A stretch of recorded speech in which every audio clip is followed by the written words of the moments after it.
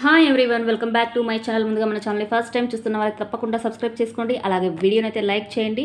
Okay friends, మనకి ఈ రోజు మార్నింగ్ అంటే 18వ తేదీ జరిగిన ఎస్జిటి పేపర్ అనేది ఎలా ఉంది ఏంటి అనేది మనం ప్రశ్నలు అయితే చూసేద్దాం. ముందుగా మనము సైకాలజీ సంబంధించి చూద్దామండి. సగటు ప్రజ్ఞకు సంబంధించి మనకి ఖచ్చితంగా బిట్స్ అనేవి వస్తాయి కదండి. సో ప్రతి ఒక్క క్వశ్చన్ పేపర్లో మనకి ప్రజ్ఞకు సంబంధించి బిట్స్ అయితే రావడం జరుగుతుంది. ఓకేనా ఫ్రెండ్స్, మానసిక వయసు, శారీరక వయసు ఇచ్చేసి వాళ్ళ ప్రజ్ఞాలబ్ధి ఎంత అని అడగడం అయితే జరుగుతుంది. సో ప్రజ్ఞకు సంబంధించి ఒక బిట్ అయితే గ్యారంటీ. ఎవరైతే ప్రజ్ఞకు సంబంధించి టాపిక్ నేర్చుకున్నారో వాళ్ళకి ఒక మార్క్ అనేది పక్కాగా వస్తుంది.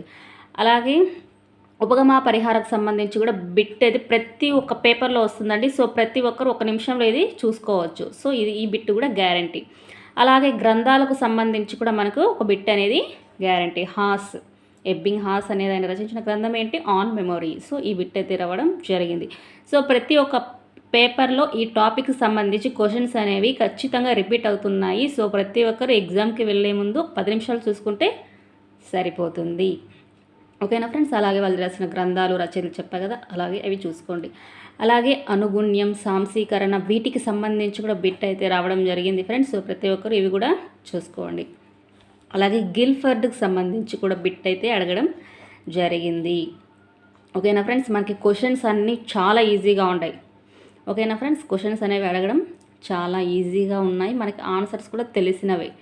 కానీ వాడు డైరెక్ట్గా అడగకుండా ప్రతి ఒక్క క్వశ్చను అప్లైడ్ టైప్, అంటే మనం ఎక్కువసేపు ఆలోచించే విధంగా ఉన్నాయి క్వశ్చన్స్ అనేవి మనము చాలా ఈజీ క్వశ్చన్స్, ఆన్సర్స్ కూడా ఇలా చెప్పేయగలుగుతారు.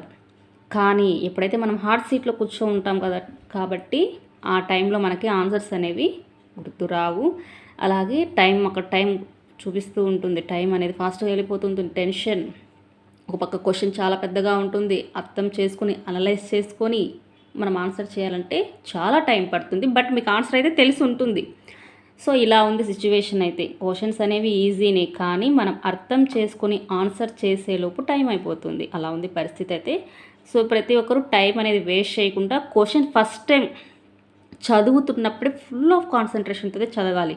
మళ్ళీ చదువుదాం, మళ్ళీ ఆన్సర్ చూద్దాం, ఇట్లా పెట్టుకుంటే టైం వేస్ట్ అయిపోతుంది. ఎప్పుడైతే మీరు క్వశ్చన్ చదవడం స్టార్ట్ చేస్తారో అప్పుడే మీరు క్వశ్చన్స్ అనేవి చాలా కాన్సన్ట్రేషన్తో ఫస్ట్ టైమే మీరు బాగా అర్థమయ్యే విధంగా చదివి అనలైజ్ చేసుకుని ఆన్సర్ చేయాలి. అప్పుడు మీకు టైం అనేది సేవ్ అవుతుంది.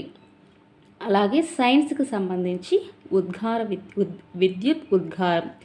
ఓకేనా ఫ్రెండ్స్, అలాగే మనకి బీపీ టెస్ట్ చేసుకునే ఇన్స్ట్రుమెంట్ ఉంటుంది కదా, దాన్ని ఏమంటారు అని కూడా అడగడం జరిగింది.